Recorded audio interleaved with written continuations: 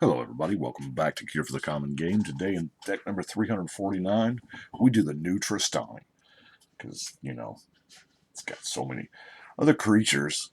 It's an anthem, and when it enters, you create 2 tokens, and at the beginning of the end step, you gain control of all creatures. Everybody does. Well,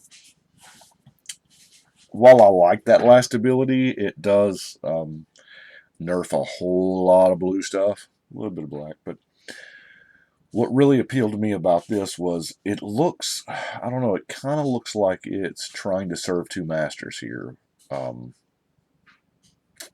as far as how I wanted to build the deck. But I'll be honest with you, the first thing, that first line is what got me. So I said, you know what? Let's do some anthems.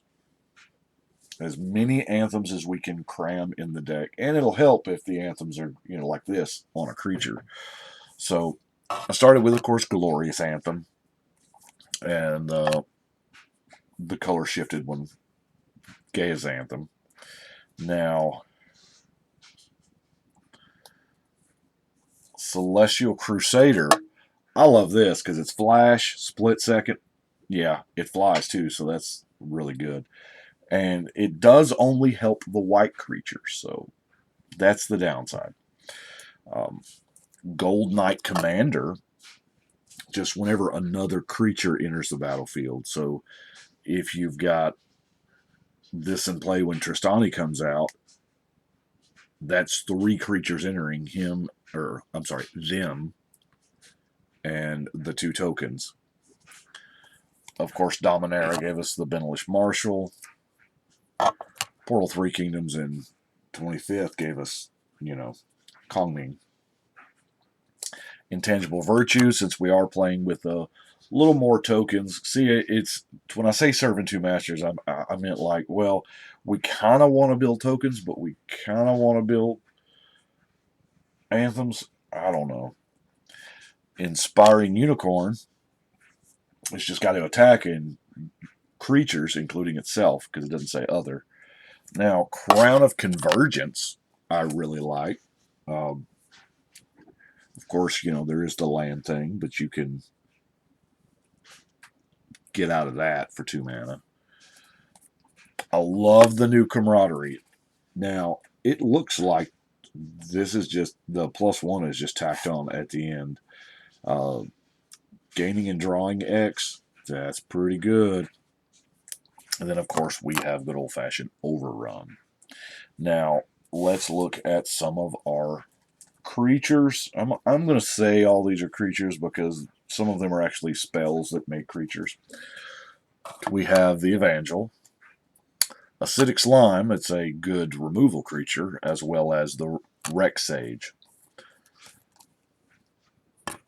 Vigor is just an amazing card. I mean, if damage, this is combat damage, this is any kind of damage, so we're not really scared to send our creatures off into combat, which led me, you know what, we're going to come back to Vigor, because Vigor plays in a little later on. Entreat the Angels, if we just need a flying Air Force, and if we happen to miracle it, hey, that's awesome too. Primordial Sage, now it only works when you cast a creature, it's not the comes into play. The new Elf is actually a decent card to put in here. I didn't, because I didn't want too many of the... We've got a lot of token makers, a lot of token making cards, and I didn't want to miss out on that draw for them. Captain of the Watch, of course, going to bring its own team. Now, I love this Everdon Champion here. It just can't take damage. How awesome is that? And of course, it's 3 mana for, it's going to be huge because of all of our anthems. Ceratops, it can take damage, but it just gets bigger every time it does. Spawn Wraith seems really, really good. So good, it's fuzzing it up. Spawn Wraith just deals combat damage, and it makes a copy of itself. And then, As long as you can keep busting through, this is going to divide like cells 1, 2, 4, 8. Scoop Mob, for reasons we'll use later, because I opted for the ramp. I opted for land fetching ramp instead of artifact ramp. I mean, we've got a few of the of the mana ramp guys, Llanowars and whatnot, but with the land search, I figured the Scoop Mob wouldn't be bad. The Wood Shaper, you can get a creature or an enchantment from the top four, I'm sorry. So, searches out a creature and searches out an enchantment, which will be relevant later. Of course, Soul Warden. Now, I played Soul Warden Friday night in the what was the other, the Amara deck. Played it actually on turn 1. Now, this was a 6 player game, and there's a strategy to playing Soul Warden. After about, I don't know, turn 10 or 12, and everybody had their force up, to Miss Carmen across the table, she looked at me and she said, "Canada, what life are you at?" And I looked down and I said, "I'm at 83. And she said, "How are you at 83? I said, "Do you not remember the first turn Soul Warden?" And she looks around the table and it's just littered with creatures.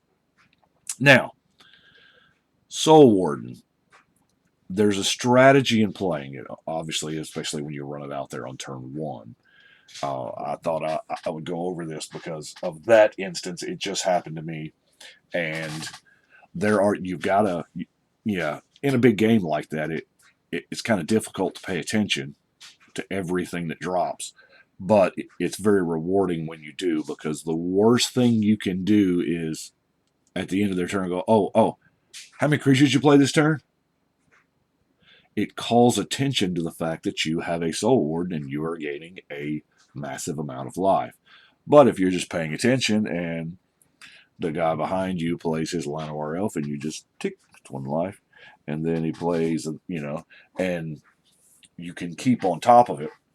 We have a very, very casual meta, so and I realize that a lot of you are pretty much thinking miss triggers, because that's when it comes into play, not at the end of turn, but we're just a bunch of guys and gals sitting around a table playing cards, But anyway,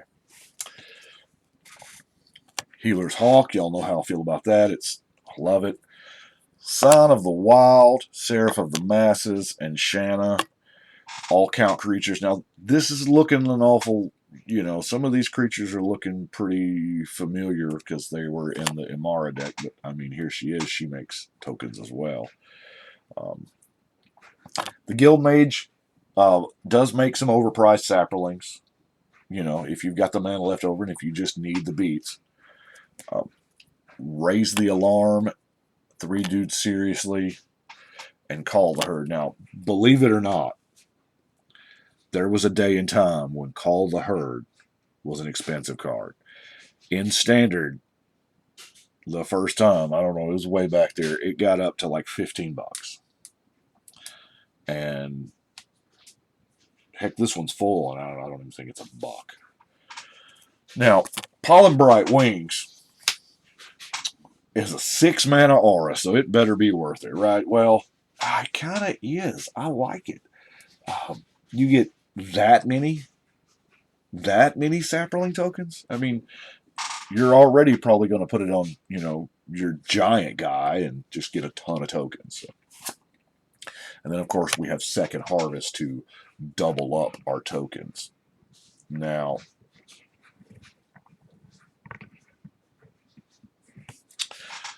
speaking of that ramp I was talking about, yes, we've got the Avacyn's Pilgrim, Llanowar Elves, Elvish Mystic, and the Farhaven Elf. Now, I tried to, there's so many out there that just search for forest, and I skewed a little heavy toward the forest, obviously, rather than the plains, even though we need both, because of the land fetch. Rampant growth, search for tomorrow, cultivate. Believe it or not, I've used so many cultivates. After I use this one, I have 1 Chinese cultivate left from original commander. Yeah, I need to give me some more cultivates. Far wanderings and explore. Now, Primal Rage, if you'll look, we are a little bit heavy on the enchantment. So, Primal Rage is going to give them all trample, which is sweet.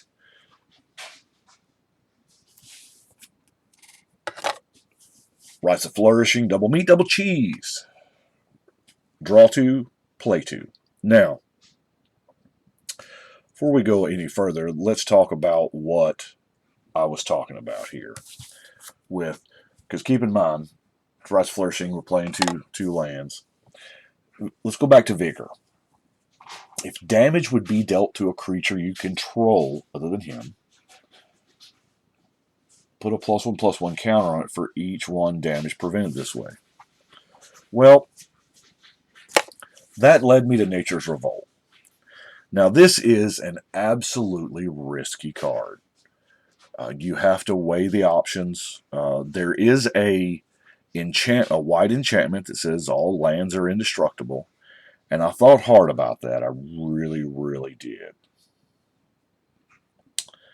However, I did not put it in because if all lands are indestructible and we don't have our primal primal rage out, and our dudes don't have trample, then there's no point in making them creatures because they just bump heads and nothing ever dies.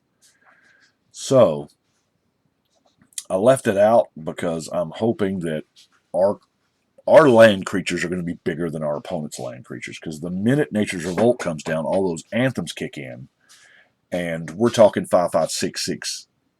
God forbid them be trampling lands. Now, and when you play a land, even if just you have the Nature's Revolt plus the commander out, and a land comes into play, you're drawing a card because that's a creature with power 3 now. So it's, of course, that led me to Sylvan Advocate because, why not? Because that right there is just another +2 on top of it. And it's a lot of creatures. It's a lot of, like I said, pretty risky. But Nature's Revolt does say all lands are creatures, not just yours. So your opponent playing the Wrath deck or a board wipe in their hand has to think about, I'm going to lose my lands too. And if they blow the removal spell on the Nature's Revolt, hey, that's fine too. They're not blowing up your anthems or what have you. Of course, we got making your creatures indestructible helps a little bit. This is not exactly Teferi's Protection, but it's not exactly $30 either. The new set has Join Shields. Now, I like that. You get to untap them all. They're hexproofy, indestructibly. And when you're protecting lands, this can matter. Now, let's look at some of our removal. Now, I'm running Broken Bond in place of the Disenchant. Now, I'm still, of course, running the Naturalized, but I love the Broken Bond dropping the land thing. I am running 39 lands in here, so that's quite a bit. Now, Raking Canopy, I had actually Needlestorm in the deck, and I run across this in the Shadowmoor binder. I like it better because Needlestorm just deals 4 damage for the roughly the same cost 3 mana. It deals 4 damage to all flyers. Now, we've got that in Treat the Angels, and we've got some, a smattering of flying creatures that I don't want to die in a Needlestorm. But the Raking Canopy only really messes with the flyers that are attacking you, which, as long as they ain't attacking me, I don't care. They can go wherever they want to. And if the 4 damage just ain't enough, we can hurricane them jokers out of the sky. Of course, I do have the Beast Within because those first 3 words are beautiful. Creeping Mold. Oblivion Ring's so good. Sundering Growth.